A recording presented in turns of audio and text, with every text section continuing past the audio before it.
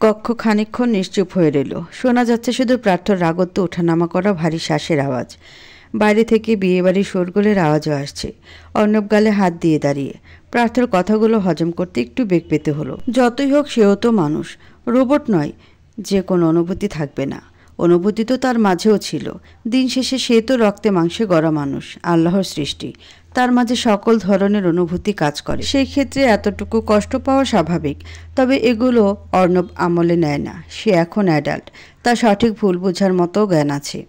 যে তার নয় তার জন্য কষ্ট পেয়েও কোনো লাভ নেই, উল্টো আরও পাপ হবে। সে নারী এখন অন্য কারো স্ত্রী, সে অন্য কেউটা আবার অর্ণবেরই প্রিয় বন্ধু। সে হিসেবে বন্ধুর বউকে নিয়ে ভাবাটাও তো পাপ। কিন্তু মানুষ যে অনুভূতির কাছে পরাজিত, সেটা দমিয়ে রাখা মানুষের পক্ষে সম্ভব নয়। অর্ণব যথাসম্ভব চেষ্টা করলো নিজেকে প্রস্তুত করার। বড় একটা শ্বাস টানলো, গালে হাত রেখে অভিমানী গলায় বলল, তাই বলে তুই মারবি প্রার্থ? তুই না ছাড়লে না ছাড়বি ওকে? আমি বলেছি নাকি ছাড়তে? আমি তো শুধু চান্স নিতে চেয়েছিলাম। কিন্তু যদি তুই ভালোবাসিস তাহলে আর কিছু করব না। তবুও যদি সামান্য একটু সুযোগও পাই তাহলে কিন্তু হাতছাড়া করব না। প্রার্থ কপালে আঙুল ঘষল, চোখ বুজে রইল কিছুক্ষণ। শান্ত সুরে কঠোর কিছু বাক্য বলল, অর্ণব, তুই আমার ছোটবেলার বন্ধু। এত দিনেও আচর পর্যন্ত লাগেনি। আমি চাই না এখানে কোনো দাগ লাগুক। পুষ্পর জন্য আমার যে অনুভূতি তৈরি হয়েছে সেটা হয়তো প্রকাশ করতে পারবো না কখনো, কিন্তু আমি তোকে ওর আশেপাশে দেখতে পারবো না। বন্ধু, তুই আমার হয়ে থাকবি, কিন্তু ওর থেকে দূরে থাকবি। কথাটুকু শুনে অর্ণবের ভালো লাগলো, আবার একটু খারাপও লাগলো। ওই যে, সে তো মানুষ, এতটুকু খারাপ লাগবেই, এটুকু সয়ে নেওয়া যায়। সে একটু ভেবে বলল, আচ্ছা সবই বুঝলাম, কিন্তু বন্ধু, তুমি প্রিন্সের মন কেমনে জয় করবা? তোরে ভাই আগে বলছিলাম সময় থাকতে আগলে নে, সময় চলে গেলে পাবি না। এখন ওকে দেখেছিস, তোর থেকে দূরে থাকতে চায় সব সময়। এখন কি করবি? প্রার্থ গম্ভীর সুরে বলল, সেটা আমি বুঝে নেব, তোর ভাবার দরকার নেই। তুই তোরটা ভাব। 1 মাসের মধ্যে তোর বিয়ে। অর্ণব বোকা বনে যায়, হা করে তাকায় প্রার্থর দিকে, আশ্চর্য হয়ে বলে, আমার বিয়ে? আমার বিয়ে আমি জানি না, তুই জানিস? প্রার্থ বাঁকা হেসে জবাব দিল, সারা জীবন তো আর কুমার হয়ে থাকবি না, বিয়ে তো তোকে দিবই। তাহলে এখনই দিই, আমারও শান্তি হবে একটু। অর্ণব সন্দিহান গলায় শুধালো, 1 সেকেন্ড, আমার বিয়ে হলে তোর কি করে শান্তি হবে? প্রার্থ একই সুরে বলল, তখন ঘরে তোর নিজের বউ থাকবে, আমার বউ নিয়ে আর ভাবতে পারবি না। অর্ণব চোখ মুখ কুচকে বলল, তোর বউকে নিয়ে ভাববো না আর, কিন্তু বিয়ে আমি এখন করব না। আমাকে বিয়ে দেওয়ার স্বপ্ন ভুলে যা। প্রার্থ কনফিডেন্সের সাথে বলল, বিয়ে তো তোকে করতেই হবে। সন্ধ্যার একটু আগে এখনও কার্তিকের বিয়ের লগ্ন শুরু হয়নি। মানুষজন ঘুরে বেড়াচ্ছে, আবার খাচ্ছে, নাচ গান করছে। পুষ্প আর প্রান্ত সুস্মিতার সাথে দেখা করে মাত্রই হলে এলো। প্রান্ত ছেলেটা সারাক্ষণ পুষ্পের হাত ধরে ঘুরে বেড়াচ্ছে। এখন তারা প্রিয়াকে খুঁজছে। সেই কখন বলল ওয়াশরুমে যাবে, এরপর আর খবর নেই। কোথায় গেছে? এত মানুষের ভেতর ওকে তো খুঁজে পাওয়া যাচ্ছে না। এবার চিন্তা হচ্ছে পুষ্পর। প্রান্তর দিকে তাকিয়ে চিন্তিত গলায় বলল, প্রিয়া কোথায় গেল রে প্রান্ত? অন্তকেও তো দেখছি না। প্রান্ত বলল, তুমি এখানেই থাকো, আমি ওদের খুঁজে নিয়ে আসি। তুই একা একা কোথায় খুঁজবি? আরে এইটুকু জায়গা তো, আর আমি এখন বড় হয়ে গেছি, খুঁজে পাবো দেখো। তুমি বসো, তোমাকে ঘুরে ঘুরে খুঁজতে হবে না, এখানেই থেকো। ওদের পেলে আমি এখানেই নিয়ে আসবো। না না, তোকে একা যেতে দেব না, তুই। প্রান্ত পুষ্পের হাত ছাড়িয়ে দৌড় দিল, বলতে বলতে গেল, তুমি এখানেই থাকো। মানুষের মাঝে নিমিষে হারিয়ে গেল সে। পুষ্প চিন্তিত হয়ে এদিক ওদিক তাকালো। ছেলেটা একা একা কেন গেল? বেশি চঞ্চল হয়ে গেছে আজকাল। কাউকে খুঁজছিলে বুঝি? হাজব্যান্ড সাথে নেই, একা রেখে গেছে? আচমকা পেছন থেকে মেয়েলি কণ্ঠ ভেসে আসতেই পেছনে ঘুরে তাকালো পুষ্প। দেখল সমৃদ্ধি দাঁড়িয়ে। আজও শাড়ি পরেছে মেয়েটা। পুষ্পের প্রতিদ্বন্দ্বী মনে হচ্ছে তাকে। সৌন্দর্যে কারো থেকে কেউ কম নয়। সমৃদ্ধিকে দেখে পুষ্পের ভ্রু টান টান হয়ে গেল। বলল, ও আপনি? সমৃদ্ধি হেসে বিদ্রুপের সুরে বলল, অন্য কাউকে খুঁজছিলে নাকি? প্রার্থকে খুঁজছিলে? সমৃদ্ধির বিদ্রুপের বিপরীতে হাসল পুষ্প। বলল তেজ নিয়ে, খুঁজলে খুঁজলাম, আমার স্বামী, আমি খুঁজবো না তো কে খুঁজবে? তাকে খোঁজার তো মানুষের অভাব নেই। তা তো অবশ্যই, সেলিব্রিটি যে, গানের মানুষ, তাকে খোঁজার মানুষের অভাব হয় নাকি? শুধু কি গানের জন্য খুঁজে?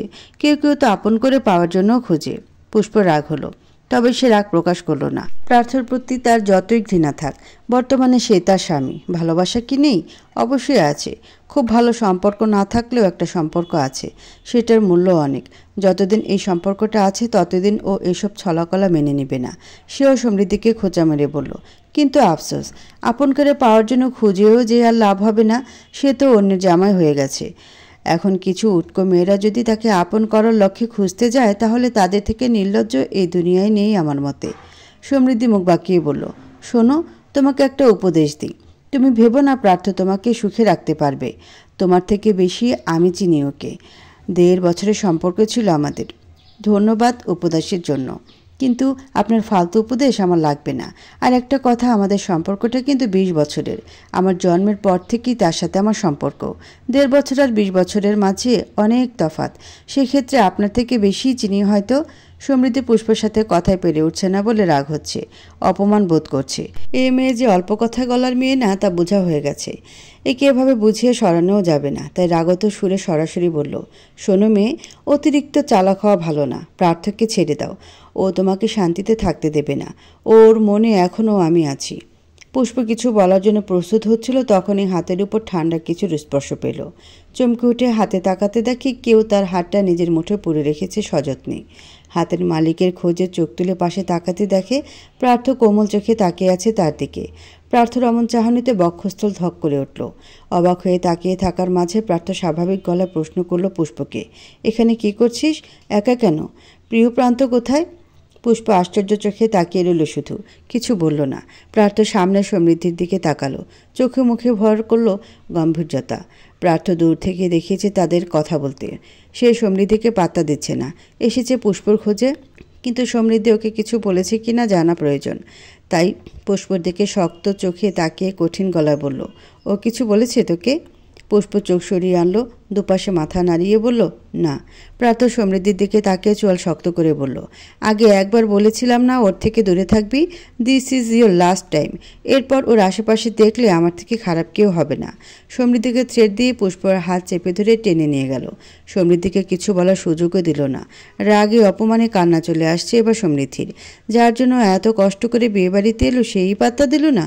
সুস্মিতা তাকে বিয়েতে দাওয়াত করেনি বলে বিভিন্ন ইমোশনাল কথা বলে নিজে থেকেই দাওয়াত নিয়েছে চতুরতার সাথে। এসব কার জন্য? প্রার্থর জন্যই তো। কিন্তু কাজের কাজ কিছুই হলো না, উল্টো নিজেকে অপমানিত হতে হলো। এবার মনে হচ্ছে হাল ছাড়তেই হবে। প্রার্থর পুষ্পের প্রতি হাবভাব দেখে মনে হয় না সে পুষ্পকে ছেড়ে তাকে বিয়ে করবে কখনো। প্রার্থ পুষ্পের হাত ধরে টানতে টানতে নিয়ে যাচ্ছে। পুষ্প এতক্ষণ চুপ থাকলো, এবার হুঁশে এলো। প্রার্থর তো কোনো অধিকার নেই তাকে এভাবে ধরে নিয়ে যাওয়ার। অনেক তো সহ্য করলো, আর কত? পুষ্প হাত মুচড়ে বলল, ছাড়ুন আমাকে। কোথায় নিয়ে যাচ্ছেন? হাত ধরেছেন কেন আপনি? ভালোই ভালো বলছি, ছাড়ুন আমাকে, নয়তো। হঠাৎ প্রার্থ তাকে জোরে টান দিয়ে কোথাও ঠেলে দিল। পিঠ গিয়ে ঠেকলো দেওয়ালে, তবে ব্যথা পেল না। পিঠের পেছনে প্রার্থর হাত থাকায় ব্যথা পেল না। ছোট একটা কোণার মতো জায়গা, সেটা আবার পর্দা দিয়ে ঢাকা। ডেকোরেশনের জন্য যে পর্দা ব্যবহার করেছে সেটা দিয়েই ঢেকে গেছে জায়গাটা। এর জন্য লাইটের আলো একটু কম এখানে। প্রার্থ পুষ্পর চোখে চোখ রেখে বলল, নয়তো কি করবি? আমি ধরবো না তো কে ধরবে তোকে? স্বামী হই তোর, তোর উপর সব কিছুর অধিকার আছে আমার। প্রার্থ পুষ্পের অনেকটা কাছাকাছি। সে 2 হাত সামনে দিয়ে রেখেছে যাতে প্রার্থর বুকের সাথে তার স্পর্শ না লাগে। প্রার্থর পেছন থেকে তাকে ধরে রাখায় পুষ্পর চেষ্টাতেও কাজ হচ্ছে না। প্রার্থর কবজায় বন্দি থেকেই কুকড়ে উঠল সে। ইতস্তত বোধ কাটিয়ে স্বাভাবিক গলায় বলল, অধিকারের কথা আপনি না বলেন তো তাই ভালো। সরুন সামনে থেকে, ছাড়ুন আমাকে। এভাবে কেন ধরে আছেন? প্রার্থর মুড হলো না ঝগড়া করার। আর কত ঝগড়া করবে? এরকম প্রতিদ্বন্দ্বিত্ব থাকলে সত্যিই পুষ্প দূরে চলে যাবে। আর প্রার্থ এখন চায় না পুষ্প দূরে যাক। দূরে থেকে তো বুঝলো দূরে থাকা সম্ভব নয়। এবার না হয় একটু কাছাকাছি আসার গল্প হোক। রাগ সব মাটি চাপা দিয়ে নরম গলায় বলল, তো কিভাবে ধরবো বলে দে, সেইভাবেই ধরবো। প্রার্থর কথায় পুষ্প সন্দেহ জাগলো। এরকম কথা বলার মানুষ তো প্রার্থ নয়। পুষ্প ভ্রুকুটি করে সন্দেহান গলায় বলল, আপনার সমস্যাটা কি? আমার সাথে এভাবে কথা বলার কারণ কি? আমি তো দূরে চলে যাচ্ছি, তাহলে কেন কাছাকাছি আসছেন? অপমান করতে পারছেন না? পায়ে পা দিয়ে ঝগড়া করতে পারছেন না এজন্য এমন ব্যবহার? পুষ্পর এতগুলো প্রশ্নের বিপরীতে প্রার্থ শান্ত গলায় বলল, তোর এমনটা মনে হয়? মনে হয় না, এমনটাই চাইছেন আপনি। প্রার্থ ডান হাতটা ধীরে ধীরে চলে গেল পুষ্পর বাঁকানো কোমরে। যদিও হাতটা শাড়ির উপরেই রেখেছে, কিন্তু পুষ্পর মনে হলো প্রার্থ শক্ত চটা হাতটা তার শাড়ি ভেদ করে কোমর ছুঁয়েছে। অস্বস্তি হলো ভীষণ। মেয়েলি সত্তা বাড়ি দিয়ে উঠল। মস্তিষ্ক অস্বস্তি কাটিয়ে প্রার্থকে সরিয়ে দিতে চাইল, কিন্তু শক্তি আসছে না কেন যেন। প্রার্থ নিজের পুরুষালী হাত দ্বারা পুষ্পর কোমর নিজের আয়ত্তে আনলো, নিচু হয়ে মুখের সামনে মুখ আনলো। 1 ইঞ্চির দূরত্ব তাতে। প্রার্থ তপ্ত শ্বাস পুষ্পর মুখ জুড়ে ছড়িয়ে পড়ছে। মায়াভরা চোখে তাকিয়ে নিউশালো কণ্ঠে বলল, তাহলে তাই, এমনটাই চাইছি। তোকে না জ্বালালে শান্তি পাচ্ছি না। মনে শান্তির জন্য একটু জ্বালালে ক্ষতি কি? প্রার্থর এমন ব্যবহার পুষ্পের বুঝে আসছে না। প্রার্থর পুরুষালী শরীরের কাছে পুষ্প নেহাতই ছোট মানুষ। অমন মানুষের কবলে পড়ে তার দেহ নেতিয়ে আসছে। ভার ছেড়ে দিতে চাইছে শরীর। শ্বাস প্রশ্বাসের বেগতিক ওঠানামা চলছে। তবুও নিজেকে যথাসম্ভব শান্ত রাখার চেষ্টা করে বলল, আপনার মতলব কি? এত কাছে কেন আসছেন? প্রার্থ একইভাবে বলল, কাছে আসার জন্য কাছে আসছি। কি করতে চাইছেন আপনি? করতে তো চাইছি অনেক কিছুই। সরুন সামনে থেকে। সরে যাওয়ার জন্য তো কাছে আসেনি। তাহলে কেন এসেছেন? কিছু দিতে, কিছু নিতে। পুষ্প বুঝল না। বলল, কি বুঝি নে? আপনাকে বুঝতে পারছি না। চোখে তাকা। পুষ্প প্রার্থর চোখেই তাকিয়েছিল, তবে সে চোখের ভাষা বোঝার মতো পরিস্থিতিতে ছিল না। এবার প্রার্থ বলায় পূর্ণ দৃষ্টিতে তাকালো তার চোখে। সেখানকার ভাষা আজ একটু অন্যরকম লাগলো। রাগ নেই, হিংস্রতা নেই, ঘৃণা নেই, সেখানে আছে মায়া, মুগ্ধতার সাথে ভালোবাসা বোধ হয়। ভালোবাসার কথাটা ভেবে পুষ্প নিজেই অবাক হলো। মনে মনে বলল, ভুল দেখছিস পুষ্প। এখানে কখনো তোর নামের ভালোবাসার দেখা মিলবে না। এটা তোর মনের ছলনা ছাড়া কিছুই না। প্রার্থর বুকে 2 হাত দিয়ে ধাক্কা দিল সে। হঠাৎ ধাক্কায় খানিকটা সরে এলো সে। পুষ্প ঠান্ডা গলায় বলল, আমি জানি না আপনি কেন এমন ব্যবহার করছেন। শুধু মনে রাখুন, আপনাকে আমার চাই না। চিন্তা করবেন না, ছেড়ে যখন দিচ্ছি তাহলে ভালোভাবেই দিব। আমার কোনো চিহ্ন রাখবো না আপনার জীবনে। প্রার্থ আবার সেই আগের মতো হয়ে গেল। রেগে গেল মুহূর্তে। ছেড়ে যাবে মানে কি? প্রার্থ তো ওকে বলেনি তার জীবনে আসতে, তাকে ভালোবাসা শেখাতে। সে কেন এলো? কেন ভালোবাসতে শেখালো? এখন প্রার্থর মনে সুখ ফুল ফুটিয়ে সে ছেড়ে চলে যাবে? এত সহজ? তার কোনো চিহ্ন রাখবে না বললেই হলো। শুধু চিহ্ন নয়, প্রার্থ তো পুরো ফুলটাকেই চাই। রেগে আবার টেনে আনলো পুষ্পকে। মুখোমুখি হয়ে চোয়াল শক্ত করে বলল, চিহ্ন রাখবো নাকি আস্ত তোকে রাখবো সেটা আমার ব্যাপার। ছেড়ে যাওয়ার কথা বললে জানে মেরে ফেলবো। তুই আমার, তোর উপরে সকল সিদ্ধান্তও আমার। ছাড়তে হলে আমি ছাড়বো, রাখতে হলে আমিই রাখবো। প্রার্থর কথা তীব্র অধিকারবোধ। পুষ্প আশ্চর্য না হয়ে পারছে না। হুট করে প্রার্থর কি হলো? পুষ্পর বোধহয় হজম হলো না কথাগুলো। সে কড়া গলায় বলল, ছেড়ে তো দিয়েছেনই, তাহলে রাখার প্রশ্ন আসছে কোত্থেকে? জীবন আমার, তাই সিদ্ধান্ত আমার। আপনার সিদ্ধান্ত আমার উপর চাপিয়ে দেওয়ার ভুলও করবেন না। জীবন তোর, কিন্তু সিদ্ধান্ত আমার। বিষয়টা আগে হলে আমার কিছুই যায় আসতো না, কিন্তু বিষয়টা এখনকার যখন আমার। থেমে গেল প্রার্থ। বাকিটুকু আর বলল না। এত সহজেই কি আর ধরা দেবে? এখন ধরা দিলেও পুষ্প মানবে না। এতদিনে প্রার্থ তার মনে যে ঘৃণাটা তৈরি করেছে সেটাতে তো কাটাতে হবে। তার আগে কিছুই বলবে না। প্রার্থ থেমে যাওয়ায় পুষ্প প্রশ্ন করল, যখন আপনার কি হলো বলুন? প্রার্থ ছেড়ে দেয় পুষ্পকে। সরে গিয়ে পর্দা সরিয়ে রাস্তা দেয়। শান্ত সুরে বলে, যা। পুষ্পর এবার পাগল হওয়া বাকি। মানে প্রার্থকে সে কখনোই বোঝে না। এক সময় এই রূপ তো আরেক সময় অন্যরূপ। গিরগিটিও এত রূপ বদলায় না যতটা প্রার্থ বদলায়। সেকেন্ডে সেকেন্ডে কারো মুড কী করে বদলায়। এই জন্যে বলে আকাশ আর মানুষ এক প্রকৃতির। আকাশে যেমন মিনিটে মিনিটে আবহাওয়া বদলায়, প্রার্থর মুডও তেমন মিনিটে মিনিটে বদলে যায়। পুষ্প আর ঘাটল না তাকে। সরে যখন গিয়েছে চলে যাওয়াই ভালো। এখানে থাকা মানেই মাথা নষ্ট করা। প্রার্থর ছেড়ে দেওয়া জায়গা দিয়ে হনহন করে চলে গেল। প্রার্থ তপ্ত শ্বাস ফেলে নিজেও চলে গেল তার পিছু পিছু। মেয়েটা অতিরিক্ত সাহসী হয়েছে, একে বেগে আনতেই হবে। সন্ধ্যার পরবর্তী সময় কার্তিক বিয়ের আসরে বসে আছে। পুরোহিত বিভিন্ন মন্ত্র পাঠ করছে। এবার কনেকে আনা হবে। ছেলেটা অধীর আগ্রহে বসে আছে হবু বউয়ের জন্য, কিন্তু বউকে কেউ আনছেই না। আর যে কত সময় লাগবে? বিয়ের এমন সময় কি আর দেরি সহ্য হয়? এদিকে আরেক ঝামেলায় পড়ল অর্ণব। এরকম সময়ই তার মা ফোন করেছে। তারা নাকি এখন আসছে, এসে পড়েছে প্রায়। অর্ণবকে গেট থেকে এগিয়ে আনতে যেতে হবে। কার্তিকের তরফ থেকে ওর বন্ধুর বাড়ির সকলকে দাওয়াত করা হয়েছে। রকির বাবা মা এসেছেন কিছুক্ষণ আগেই। হৃদয়ের বাসা থেকে কেউ আসেনি। প্রার্থর বাসার থেকে বড়রা আসতে পারেনি, তবে ছোটরা সকলে এসেছে। এখন অর্ণবদের পরিবার থেকে আসলেই সব কমপ্লিট। ছেলেটা ফোন হাতে তাড়াহুড়োয় বাড়ির দিকে যাচ্ছে, চোখ ফোনের স্ক্রিনের উপর। আরেকবার ফোন করবে ভাবছে। এতক্ষণে তো গেটের সামনে আসার কথা। বাবার নাম্বারে ডায়াল করে কেবলই ফোনটা কানে তুলবে, তার আগে অসাবধানতায় বাড়ি খেলো একটা মেয়ের সাথে। তৎক্ষণাৎ ফোনটা পড়ে গেল হাত থেকে। মেয়েটাও সমান ধাক্কা খেয়ে পড়ে যেতে নিল। অর্ণব 2 হাত বাড়িয়ে তার কোমর জড়িয়ে আটকে দিল। দুজনে পড়তে পড়তেও বেঁচে গেল। মেয়েটা ভয়ে চুপসে গেছে, দু চোখ খিচে আছে। মেয়েটার পরনে শাড়ি। অর্ণব তাকে পড়ে যাওয়া থেকে বাঁচাতে কোমর জড়িয়ে ধরেছিল। এক হাত তার গিয়ে স্পর্শ করেছে মেয়েটির উন্মুক্ত কোমর। মেয়েলি শরীরে হাত পড়ায় সাথে সাথে হাত ছেড়ে দেয় অর্ণব। মেয়েটির শরীরের ভর অর্ণবের হাতে ছিল। সে হাত ছেড়ে দেওয়ায় মেয়েটি পড়ে যেতে নেয়। সাথে সাথে অর্ণবের গলা জড়িয়ে ধরে। গলা ধরে ঝুলে যাওয়ায় অর্ণব আরও ঝুঁকে যায়। মুখোমুখি হয় দুজনের মুখ। মেয়েটা হতভম্বের মতো তাকায় অর্ণবের দিকে। অর্ণব আবারও তার কোমর ধরে, টান দিয়ে সোজা করে মেয়েটাকে। নিজেও সোজা হয়ে দূরে দাঁড়ায়। ভদ্রতার খাতিরে বলে, আপনি ঠিক আছেন? মেয়েটা একটু লজ্জা পেয়েছে বোধ হয়, মাথা নিচু করে বলে, জি। আপনি ঠিক আছেন? দুঃখিত, আমি দেখতে পাইনি। অর্ণব ভদ্রতা বজায় রেখে বলল, ইটস ওকে, আমারও দোষ ছিল, আমি খেয়াল করিনি। অর্ণব ফোনটা তুলে নিচ থেকে। উপরের গ্লাস খানিকটা ফেটে গেছে। মেয়েটা ফাটা গ্লাস দেখে বলল, এ কি, ভেঙে গেল তো? আমি সত্যিই দুঃখিত, আমি জানতাম না। মেয়েটাকে আর বলতে দিল না। দোষ যেহেতু অর্ণবেরও, তাই তাকে দোষ দিয়ে লাভ নেই। বলল, ইটস ওকে, আপনার ভুল নেই, এটাতে সমস্যা নেই। গ্লাস বদলে নিলেই হবে, আপনাকে সরি বলতে হবে না, যেতে পারেন।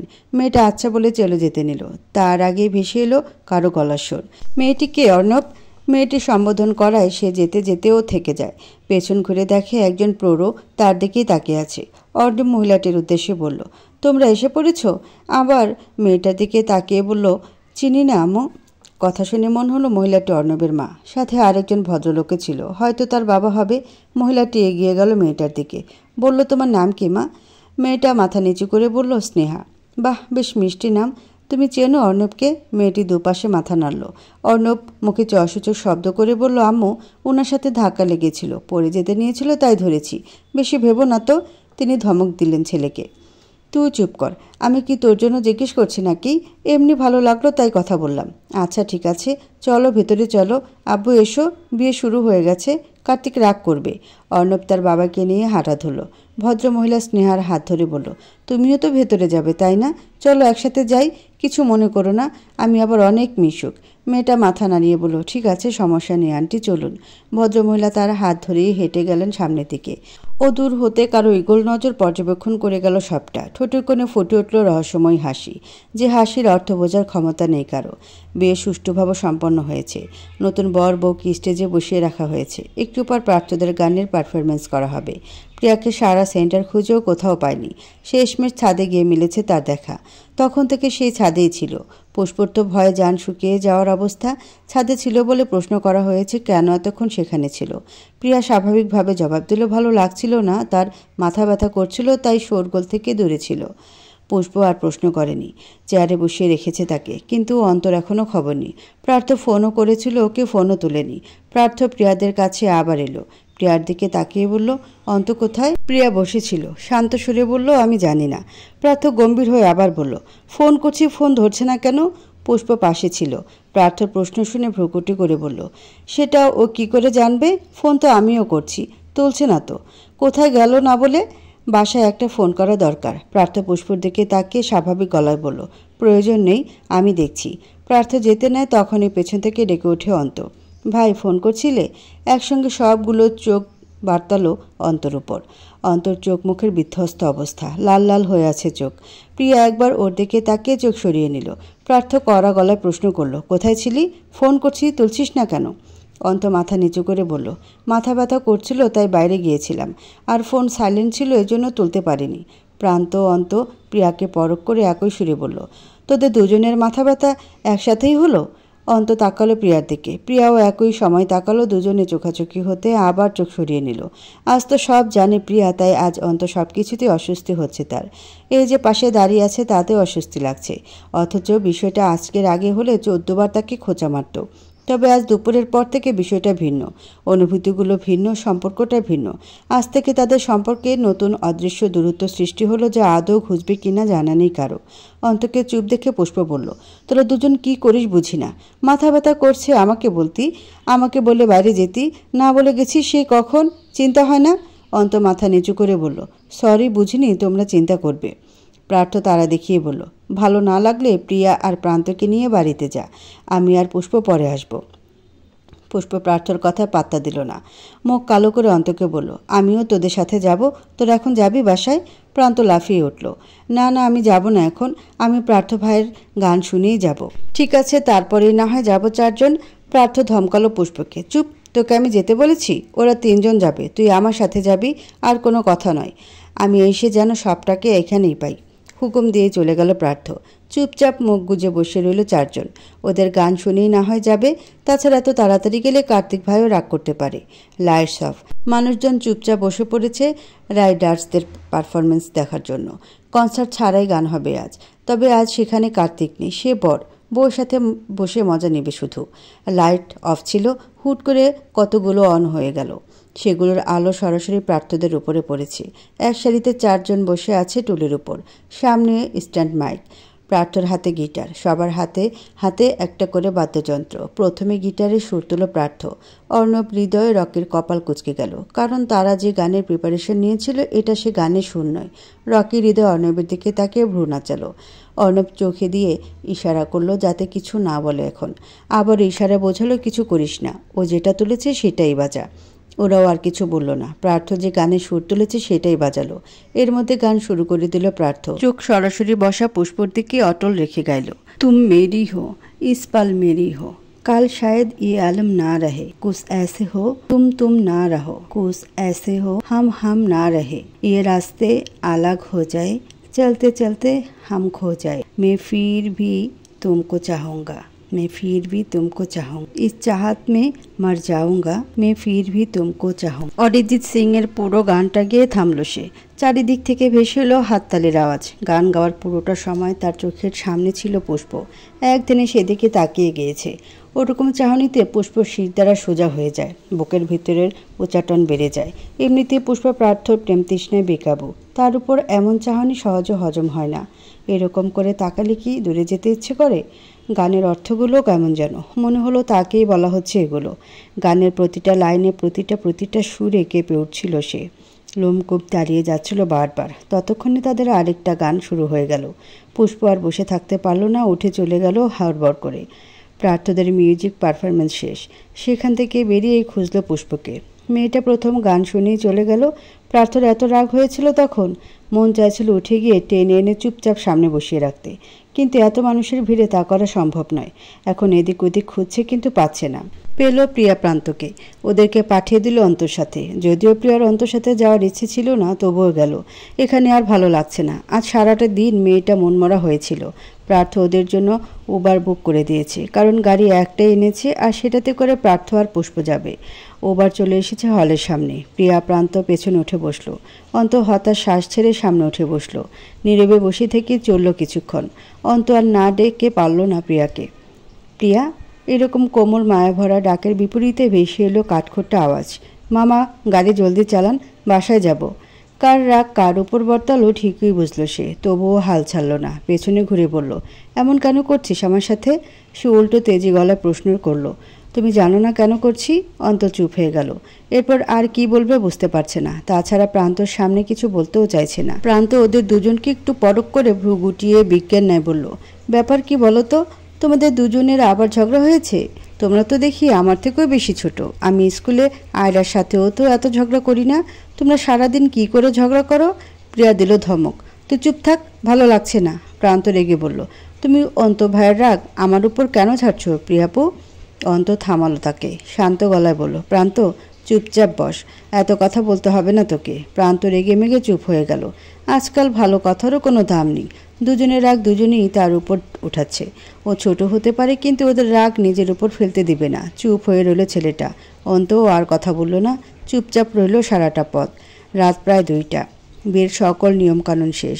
যে যার যার মতো চলে যাচ্ছে। প্রার্থও মাত্র পুষ্পকে নিয়ে গাড়িতে উঠল। হৃদয়, অর্ণব আর রকি এক গাড়িতে যাবে। হৃদয় মহকে বাড়িতে পৌঁছে দিয়েছিল অনেক আগে। এখন বন্ধুদের সাথে আবার রওনা হলো বাড়ির উদ্দেশ্যে। অর্ণবদের গাড়ি আগে ছেড়ে গেল। প্রার্থ গাড়ি স্টার্ট করলো।